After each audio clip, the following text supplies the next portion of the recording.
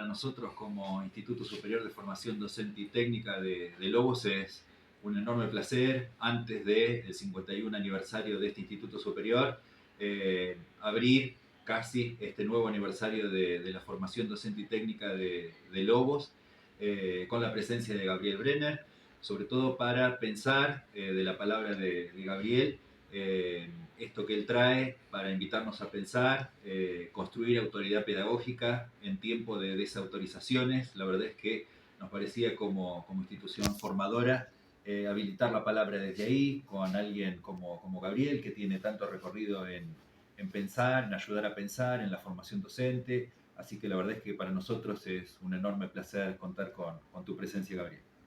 Bueno, en principio, Pablo, agradecerte a vos y a través tuyo a todo el equipo docente del instituto, pero también a las autoridades en Lobos. Para mí es una alegría volver a Lobos, hace mucho que no venía, y la verdad que, como vos bien decís, me parece que es una oportunidad más que valiosa para tomar contacto con quienes se están formando como docentes, con los profesores, con las profesoras del instituto, de los demás institutos, no solamente de Lobos, sino también pienso que varias veces he estado trabajando en Roque Pérez, recuerdo haber estado aquí en Norberto de la Riestra, recién te comentaba, bueno, muchas otras localidades que están por acá cerca y que seguramente hoy vamos a contar con personas que allí residen y que van a venir a compartir este espacio.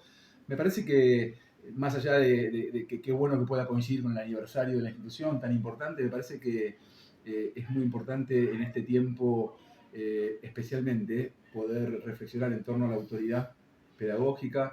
Me parece que es muy importante pensar en estos espacios que dignifican la educación pública y me parece que es un momento muy importante para defender la educación pública, porque a veces nos olvidamos o no tenemos en cuenta que la educación pública es lo que nos ha dignificado como sociedad y es patrimonio de toda la Argentina.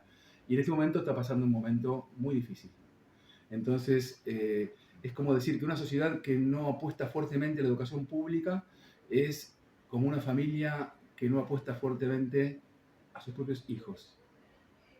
Entonces, a mí me parece que cualquiera de estas circunstancias, y esta es una privilegiada, es una oportunidad para despabilarnos. En un momento en el que parece que naturalizamos que la educación a veces es un asunto que no tiene que ver con lo público, con la educación pública. Entonces, a mí también me parece, soy de aquellos que siguen estando mucho más aferrados a sus convicciones que seducidos por alguna conveniencia. Entonces, hoy estoy acá para en todo caso, defender nuestra educación pública, reivindicar y defender el lugar del docente, que también una sociedad que respeta, que cuida a sus docentes, es una sociedad que también demuestra valorar a su futuro. Entonces, lo que vengo a discutir hoy es, bueno, ¿de qué está hecha la autoridad de un docente en esta época de tantas desautorizaciones?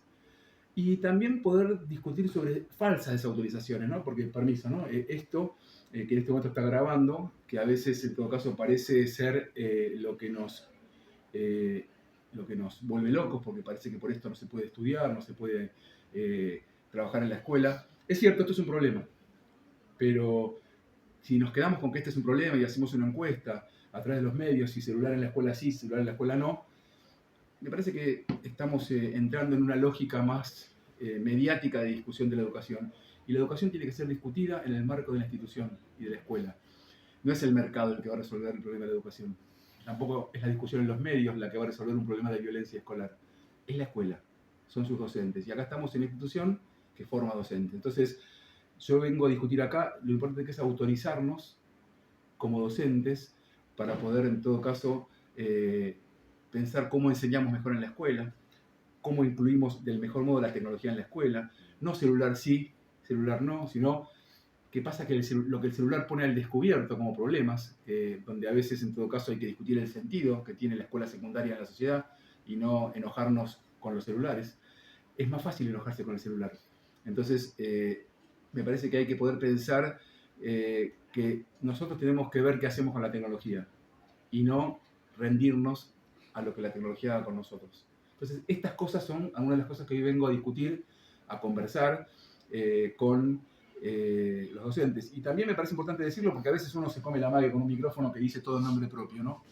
Yo ya acá estoy solo con un micrófono, me acompaña Pablo como autoridad de la institución, pero las cosas que yo traigo acá no son mías.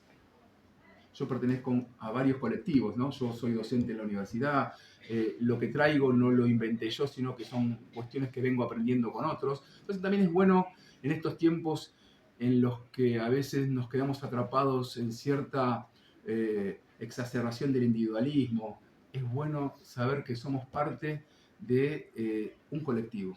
O dicho de otra manera, a propósito de que ahora circulan series y ficciones, es verdad que nadie se salva solo. Y parece en estos tiempos, especialmente los más jóvenes, que se comen el amague de que te puedes salvar solo, incluso apostando para ganar más rápido que nada, más plata a través de una apuesta en el celular. Me parece que apostar a desarmar estas cuestiones que simplemente son lucecitas de colores para ahora, pero que de alguna manera se caen por su propio peso, desarmar esas falsas ilusiones me parece que es una buena fórmula para poder reconstruir aquello que sabemos que tiene sentido. Por eso es que vuelvo a decir qué importante defender la educación como un derecho, porque eso es lo que, digamos, hicieron con muchos de nosotros, seguramente con vos, que sos director del instituto, yo que soy egresado de la universidad pública. Entonces me parece importante también que estos espacios sean para que los más jóvenes, los sub 40, que a veces miran y no entienden las discusiones de los más grandes, también poder ofrecerles distintas perspectivas de lo que ha sucedido y fundamentalmente, repito, un espacio para pensar. Me parece que a veces en estos tiempos en que nos atraganta la vertiginosidad y la lógica de consumo y que todo tiene que explicarse rápido con la velocidad y el tamaño de un tweet, juntarse un rato, 1 hora, 2 horas, entre colegas a pensar, no es con el tamaño y la velocidad de un tweet, es para poder pensar, bueno, ¿cómo queremos que sea la escuela? Uh-huh. ¿Cómo influye la inteligencia artificial en todo esto? Porque hoy se puede construir autoridades de ahí y con eso también. Mira, yo no conozco mucho del tema, justo venía conversando recién que yo ayer tomé un curso sobre ese tema porque los que también tenemos de 50 o más fuimos formateados por la escuela de la imprenta y hoy nos encontramos hace rato no solamente con los celulares, con la tecnología, sino hoy con la inteligencia artificial que parece que hoy ya resuelve todo.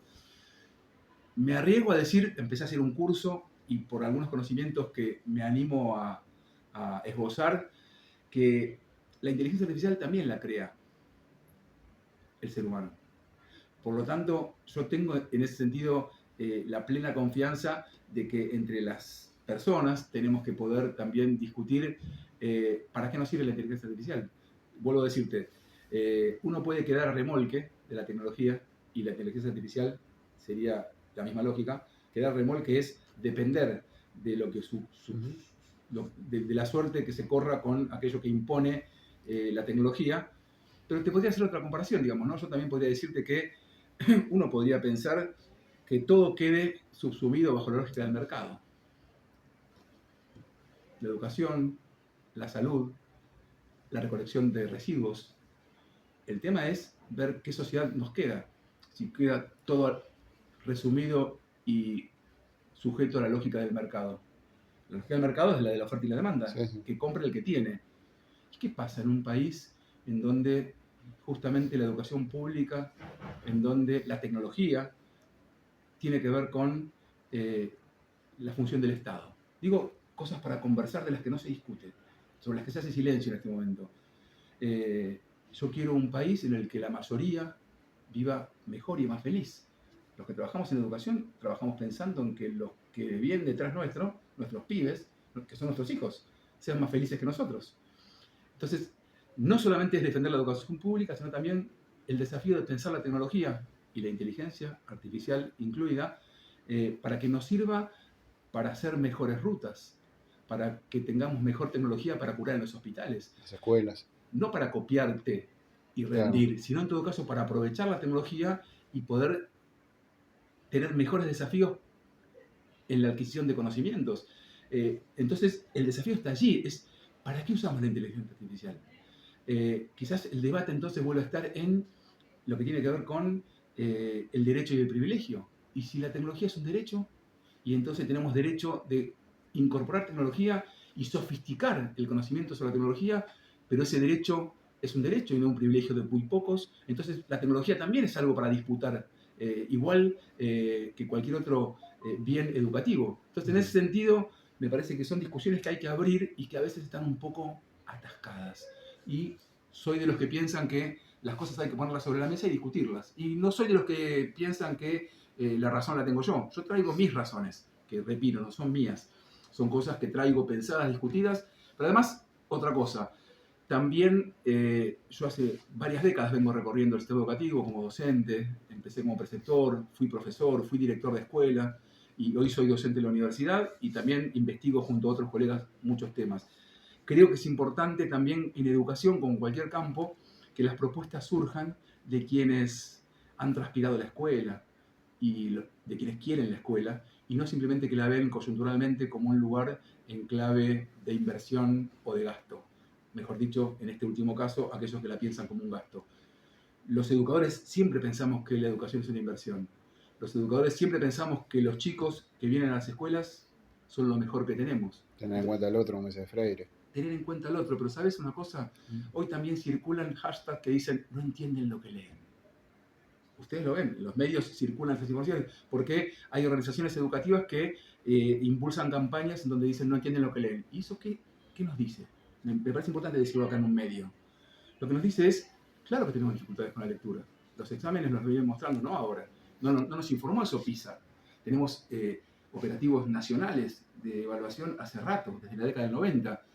Pero titular, no entienden lo que leen, es de alguna manera convertir un problema o una dificultad en un estigma, en una etiqueta, en donde los pibes de alguna manera terminan sintiendo que son los únicos culpables de su derrota. Entonces, me parece que los educadores tenemos la responsabilidad de poder aclarar y decir, bueno, esto que lees no lo entendés demasiado bien. Podemos volver a aprenderlo para que lo entiendas mejor. Pero si yo digo de entrada, no entendés lo que lees, en todo caso lo que estoy haciendo es anticipar un destino. Y es muy grave que a veces desde los medios de comunicación, desde muchos educadores, se difundan definiciones tan graves en términos de su veracidad. Porque, repito, estas cosas a veces lo que hacen es dañar a muchos chicos o a muchas chicas que hacen muchos esfuerzos para aprender a leer, para aprender matemática o para ir a la escuela. Yo hace poco fui a un instituto, como vine acá, en la provincia de Buenos Aires, y un estudiante me avisó en esa charla a la que fui que ya no podía venir a estudiar más. ¿Por qué? Pues ya no tiene plata para pagar el costo que le salía de ir de su localidad, como si fuese, en este caso, de Roque Pérez a Lobos. Entonces tenía que dejar el instituto.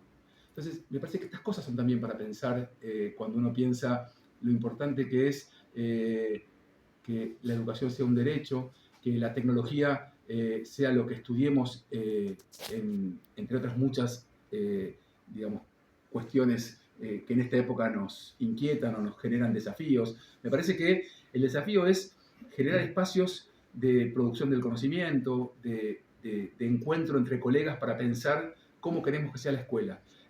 Porque si no tenemos nosotros, los que hacemos la escuela, la capacidad y posibilidad de juntarnos a pensar sobre eso, a veces hay quienes las deciden que no conocen lo que yo decía antes, lo que es estar en una escuela, que no conocen a este chico que me dijo que ya no puede viajar para seguir siendo estudiante, entonces finalmente termina encerrado, preso en su localidad, a trabajar de las dos cosas que sabía que podía trabajar en su vida, pero se perdió la oportunidad de ser profe de educación física, que es lo que soñaba, o se perdió la posibilidad de ser técnico vinculado a la seguridad o a la alimentación o a cualquiera de las ofertas que ustedes tienen acá en el instituto. Entonces, me parece que este es un espacio para poder repensar o preguntarnos cómo queremos que sea la escuela en un tiempo.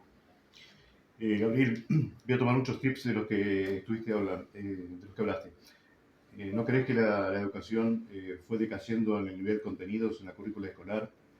Hubo gobiernos que apostaron a la tecnología, por ejemplo, dando notebooks sin tener en cuenta que, por ejemplo, Los chicos en la casa no tenían acceso a internet. O sea, son propuestas que tal vez no se hayan analizado como otras tantas que vos has dicho. Y en nuestra época nosotros tomábamos un libro y la maestra nos enseñaba a entender, a darle el énfasis a lo que leíamos. Y hoy vemos que eso no. O sea, creo que es una realidad. Y lo que reflejamos los medios cuando decimos eso de que los chicos no saben leer, es lo que vemos. Yo lo palpo con mis allegados, que los chicos no saben hacer un resumen, no tienen un contenido, no saben en una frase cuál es el verbo, el predicado y el sujeto. Te hablo desde lo básico. Y de lo básico vamos hacia arriba y vemos que el nivel de la educación ha decaído en contenidos. Bien decías vos que los docentes hoy no tienen autoridad, porque la autoridad la tienen muchos padres, algunos, en que por qué mi hijo lo hace repetir, por qué mi hijo lo expulsa de la escuela, la falta de comportamiento, los chicos que tienen esa educación en la casa donde se les da la libertad para hacer todo, desde un teléfono cuando están almorzando, hay una reunión familiar, en la escuela misma. ¿Qué hacemos con todo eso? Porque la tecnología nos ha invadido, como también nos han invadido políticas en las que han querido dar herramientas, sin tener en cuenta que por ahí esa herramienta en la escuela era útil, pero en la casa no. Vuelvo al caso de los netbooks que se entregaron, donde los chicos en su casa no tenían acceso a internet. Mira, es interesantísimo lo que estás planteando y ya no sé si tenemos tiempo, pero capaz el tiempo que va a ser la charla la dedicaría a responder tu gran pregunta. Tengo una consulta. Sí. ¿Cuántos años tenés? 59. Yo tengo 56. O sea que voy a empezar por la primera respuesta. Cuando vos entraste a la escuela, que es la misma que entré yo, Sí. yo entré en el año 82, Malvinas de fondo. Y yo tengo estudiado estadísticamente. Ahora voy a ir a casi todas las partes de tu pregunta, pero la primera cuestión que quiero determinar es esta. ¿Vos sabés cuántos chicos entraban a la secundaria cuando vos y yo entramos a la secundaria? ¿Vos hiciste la secundaria? Sí. Yo la hice en una escuela pública en Caballito, en Ciudad de Buenos Aires. ¿Vos sos de acá? También hice acá. Bueno, ¿sabés qué porcentaje de chicos entraba a la escuela cuando vos y yo fuimos a la secundaria? No importa, no tenés por qué saberlo, yo lo trabajo. El 35%. ¿Qué quiere decir eso? Que el resto, o sea, un gran 60 y pico, no iba a la escuela secundaria. ¿Sabés cuántos chicos hoy hay en la escuela secundaria? Más del 97. Es una primera respuesta, pero uno dirá, sí, Gabriel, pero de cada 2 que entran, uno no termina. Es cierto, es muy grave, es cierto. Pero lo que te quiero decir con esta primera pregunta que te hago, y bien vale porque somos contemporáneos, es que para mí una escuela de calidad no es la escuela a la que van pocos, que es la secundaria que hicimos nosotros, que supuestamente se aprendía a leer, a escribir muy bien. Lo pongo en discusión, también ahora déjame que lo desarrolle. Ahora, primero yo pienso que la calidad no se la puede discutir sin tener en cuenta quiénes son los que están en la escuela. Para mí el desafío importante de una democracia es pensar en desarrollar la calidad educativa con todos los chicos adentro. En la época que vos y yo, que estamos hoy acá, que somos personas social y laboralmente activas, entramos a la secundaria, te estoy diciendo que el 60 y pico % no iba a la secundaria. O sea, la secundaria fue selectiva, fue bastante excluyente y fue para pocos durante mucho tiempo en el siglo XX. Después fue cambiando. Empezó un proceso de ampliación, de masificación, de expansión, a lo que te cuento hoy. Ahora es cierto, la escuela secundaria tiene un diseño histórico bastante excluyente, tanto en su diseño curricular, en los modos de enseñar, en sus normas, que no estaban preparadas para que entre todo el que tuviese la edad para entrar a la escuela. Entonces es un problema que hace tiempo tiene la secundaria y que traspasa la barrera de una gestión política. Digo, para decir concretamente una gestión política en el caso de esta provincia, que fue cambiando de color en el último tiempo. Entonces, un desafío a pensar hay que pensar políticas públicas en la educación más allá de los gobiernos. Uno. Digo, porque si no, el gobierno A le echa la culpa al gobierno anterior. Entonces, esto es un aspecto. Segunda cuestión.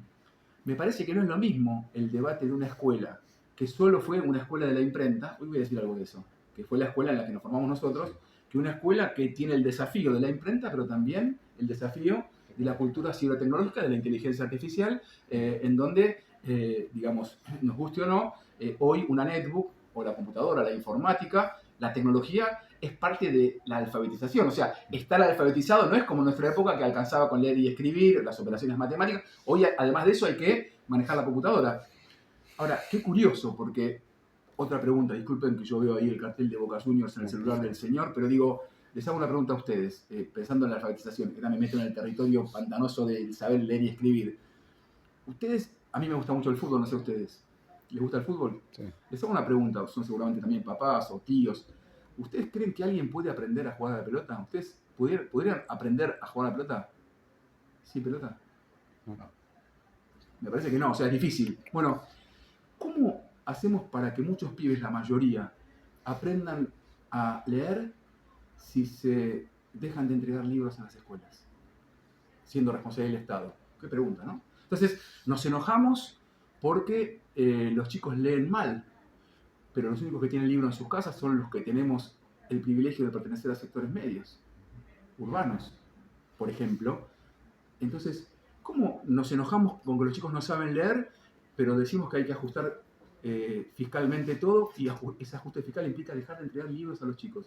Repito, ¿cómo se puede aprender en la gran mayoría a leer libros sin tener libros? Es muy complejo, es como aprender a jugar al fútbol sin pelota, casi imposible. Entonces, lo que quiero decir es que es compleja la situación y que, sin duda, lo que vos decís es muy cierto. Hay muchas dificultades y no hacen falta que te enrostren los resultados de PISA. Ya sabemos que tenemos muchas dificultades en torno a la comprensión lectora, en torno... Ahora, yo voy a ser un poco provocador. Muchos adultos que plantean que los chicos no saben leer, yo, perdón que lo diga de esta manera, yo me animo a llevar en mi bolsillo 2-3 párrafos y me podría sentar para ver cómo leen ellos. Y si eso que los chicos parece que no saben, que es comprender o en todo caso poder desarrollar una oración, si los adultos que condenan y levantan el dedo y dicen que los chicos no saben nada, lo saben hacer. Porque las muestras que veo del mundo adulto, incluso de la más alta oficialidad, son las reacciones de mayores improperios y el uso despectivo respecto del otro. Entonces, es difícil a veces entender a los adultos que se refieren al que piensa distinto a mí, denigrándolo, insultándolo, directamente construyendo en él un enemigo. Es difícil pensar después cuando ese adulto quiere que se lea mejor. Porque, ¿qué ven los chicos? ¿Qué es lo que fundamentalmente nos interesa cuando trabajamos en educación? Los chicos aprenden mucho más de lo que ven que hacemos que de lo que le decimos que hagan. Entonces, estas cosas vengo a discutir. No niego ninguna de las cosas que dijiste. Es cierto que hay dificultades con la lectura, es cierto que hay dificultades con la escritura, pero también es cierto que la mayor cantidad de chicos en la edad de ir a la secundaria están en la escuela. Cuando vos y yo fuimos a la escuela, más de la mitad no estaba en la escuela. Entonces yo digo, ¿no está bueno que estén todos en la escuela y no que algunos privilegiados hayamos tenido el derecho de estar? Porque me parece que eso tiene que ver con discutir el Estado y la educación a futuro. Porque si no, que cada uno se compre educación en el mercado, la gran mayoría de gente en esta provincia en la que estamos hoy no podría beneficiarse con la educación. Igualmente la política educacional también era muy distinta. En nuestro tiempo era obligatorio tener la primaria. La secundaria era optativa. Yo tenía muchos amigos que dijeron, no, yo no voy a trabajar de campo, no voy a estudiar. Hoy ya no. Hoy la secundaria es obligatoria. Y eso que sí. Bueno, eso es un cambio. Claro.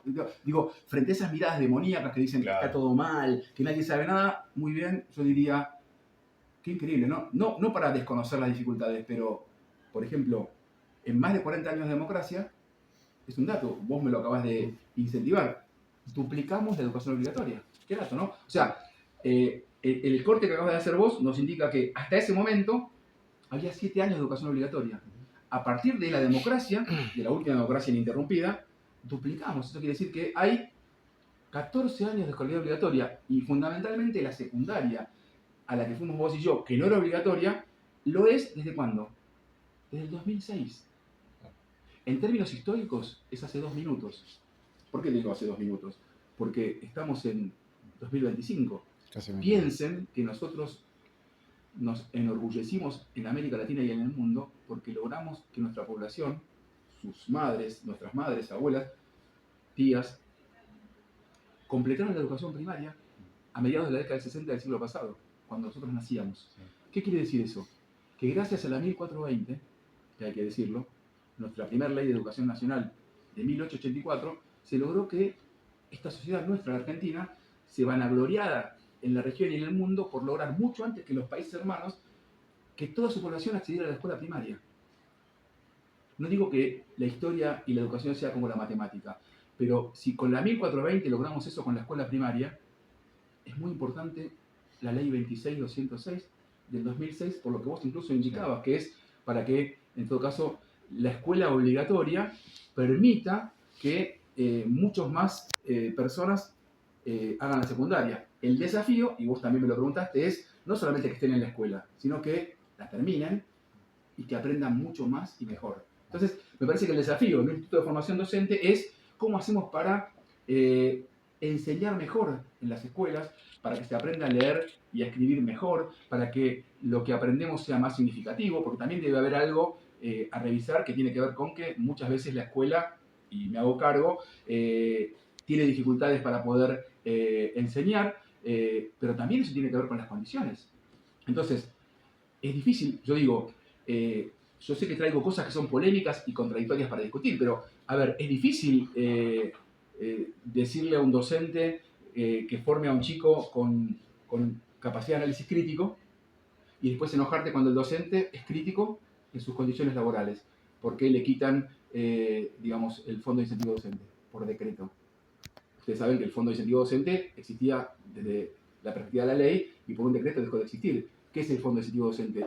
Es parte de la suma del salario de un docente, que en las provincias más débiles llega al 12-15% de su salario. Entonces, es difícil a veces también comprender las contradicciones de que te pidan que formes a un chico con espíritu crítico, pero después como docente, si sos crítico de tus condiciones laborales para tener simplemente condiciones dignas, te acusen porque no querés trabajar. Entonces, estas complejidades que a veces yo entiendo desde los medios de comunicación se las resume en, de alguna manera, expresiones que desconocen el contexto de la escuela o en todo caso que no conciben o contemplan ciertas variables en los que trabajamos en educación, los que nos formamos. Yo sigo estudiando, digamos, yo digo, los que somos educadores tenemos que seguir estudiando siempre y estudiar para hacer mejor a nuestros alumnos, que son los futuros docentes, estudiar mucho para que las escuelas sean mejor que las escuelas que tuvimos nosotros, pero yo vuelvo a decirte como algo importante, yo creo en la fusión